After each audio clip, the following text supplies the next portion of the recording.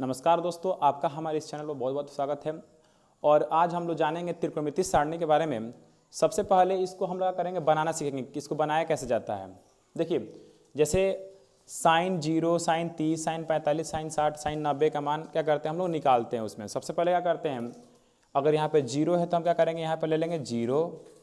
30 तो ले लेंगे यहाँ पे 1, मतलब 0 1 2 3 4। क्या करेंगे, सबसे पहले 0 है तो 0 ले लेंगे, उसके बाद 1 2 3 4, खत्म कहाँ हुआ है, 4 पर। तो फिर क्या करते हैं, इसमें हम सभी में 4 से भाग दे देते हैं। क्या करेंगे, इसमें सभी में हम 4 से भाग दे देंगे।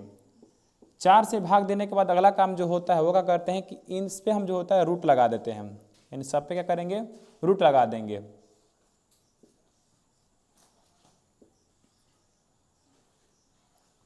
अब क्या करेंगे, इसको हम लोग सॉल्व करेंगे। सॉल्व करने में क्या होगा, तो 0 में जब 4 से भाग दें तो उसका मान क्या आएगा, 0 आएगा।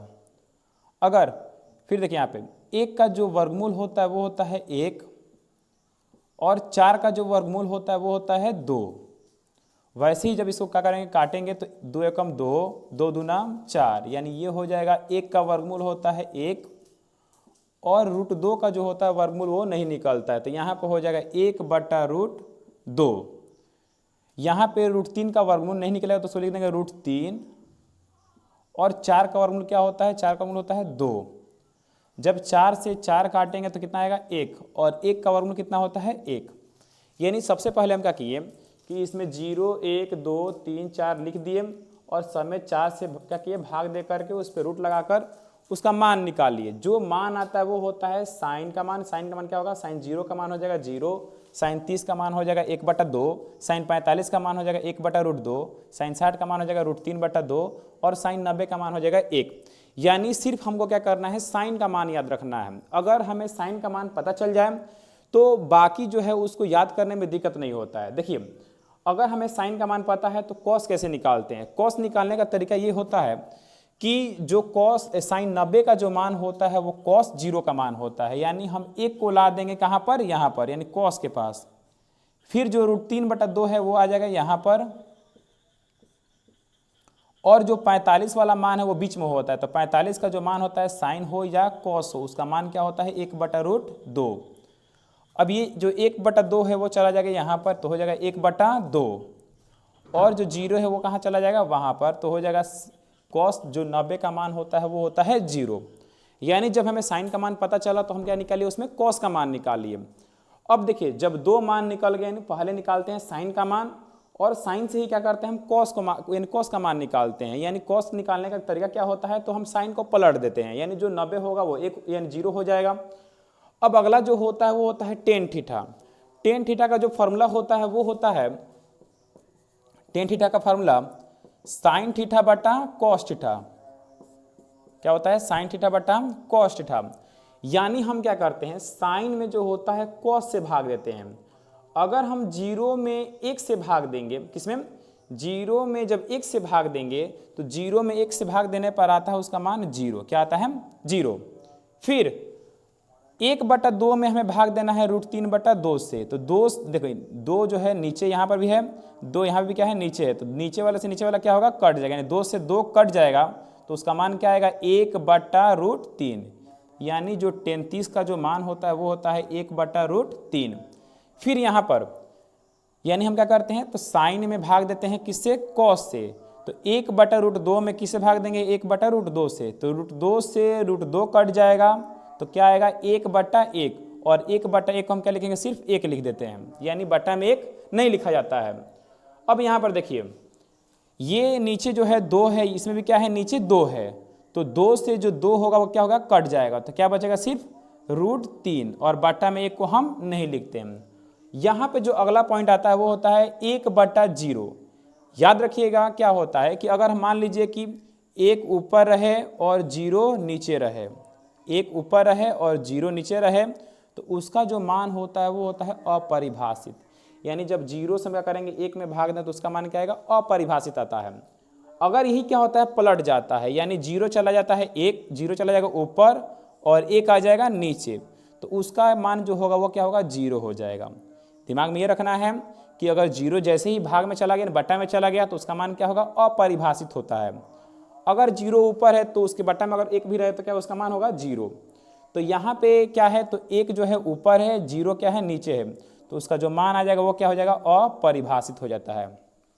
बस आपको ये क्या करना है, 3 याद रखना है, यानी साइन से निकाल लिए कॉस, और साइन में जब कॉस से भाग दिए तो किसका मान निकल गया, टेन का मान निकल गया।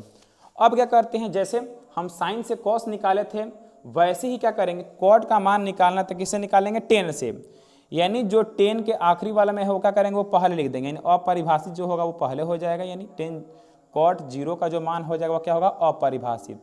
√3 है तो यहाँ पे लिख देंगे हम √3, इसका मान क्या हो जाएगा, एक, इसमें एक हो जाएगा।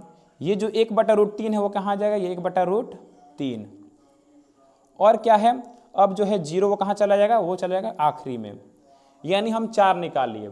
सबसे पहले साइन निकालने का तरीका यहाँ पर था, साइन निकल गया तो साइन से क्या किया हम, पलट करके कॉस निकाल दिए। फिर कॉस को क्या किए, साइन और कॉस से क्या किए, 10 का मान निकाल लिए। 10 निकालने के बाद क्या किए, उसके बाद हम लोग निकाल लिए कॉट का मान, यानी 10 को पलट के क्या किए, कॉट का मान निकाल लिए। अब देखिए आगे जो दिया है वो है सेक थीटा और कॉस थीटा, सेक थीटा और कॉसेक थीटा, सॉरी।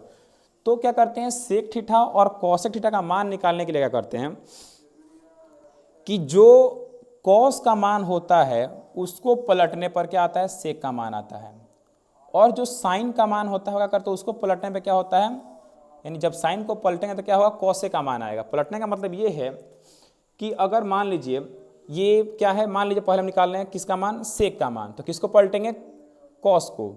इस एक के बटा में कुछ नहीं तो क्या है, एक है, तो एक चला जाएगा ऊपर, इसके बटा में कुछ नहीं तो क्या है, एक होता है, तो बटा में एक हम नहीं लिखेंगे। वैसे ही 2 चला जाएगा ऊपर और √3 आ जाएगा नीचे, तो हो जाएगा 2/√3। इसमें क्या होगा, तो √2 चला जाएगा ऊपर और एक आ जाएगा नीचे, तो हो जाएगा √2/1, एक को हम नीचे नहीं लिखते हैं। फिर वैसे ही क्या होगा, ये चला जाएगा 2 ऊपर और एक आ जाएगा नीचे, यानी 2/1 यानी 2 लिख देंगे। अब यहाँ पर क्या होता है, फिर जैसे मान लीजिए जीरो है, जीरो को भेज देंगे ऊपर और एक आ जाएगा नीचे। तो बताएं अभी कि जैसे ही, अभी देखिए यहाँ पर ये क्या होगा, इस जीरो के बटा में कुछ नहीं तो क्या है, एक है, जीरो के बटा में कुछ नहीं तो क्या है, एक है। जब इसको हम पलटेंगे तो पलटने पे क्या होगा, ये हो जाएगा 1/0, और 1/0 का मान क्या होता है, वो होता है अपरिभाषित, यानी एक चला जाएगा ऊपर, जीरो आ गया नीचे। जब भी जीरो नीचे रहेगा तो उसका मान क्या होता है, अपरिभाषित होता है। तो यहाँ पे जो मान होगा इस सेक 90 का मान वो क्या होगा, अपरिभाषित होगा। अब चाहे तो हम देखिए, अगर सेक का मान निकल जाए तो अगला जो मान है, मान लीजिए कॉसेक है, तो हम क्या कर सकते हैं, यानी जो लास्ट में है उसको पहले कर सकते हैं, यानी ये जो हो जाएगा अपरिभाषित हो जाएगा। जो 2 है यहाँ पर आ जाएगा, जो √2 है वो √2 यहाँ पर हो जाएगा, और जो क्या है इसमें 2/√3 है तो 2/√3 यहाँ पर हो जाएगा, और आखिरी में क्या चला जाएगा, आखिरी में चला जाएगा 1। इसके द्वारा भी हम निकाल सकते हैं, अगर सेक पता है तो कॉसेक भी निकाल सकते हैं। या दूसरा तरीका आपको बताया है क्या, कि आप इसको पलट सकते हैं, यानी जीरो क्या है ऊपर है, जीरो अगर क्या होगा नीचे जाएगा तो उसका मान क्या होगा, अपरिभाषित आ गया। 2 चला जाएगा ऊपर, एक आ जाएगा नीचे, तो 2/1 यानी 2 हो जाएगा। √2 चला जाएगा ऊपर, एक आ जाएगा नीचे, तो क्या होगा, √2। वैसे ही 2 चला जाएगा ऊपर, √3 आ जाएगा तो 2/√3, और एक गया ऊपर तो क्या होगा, एक ही हो जाएगा।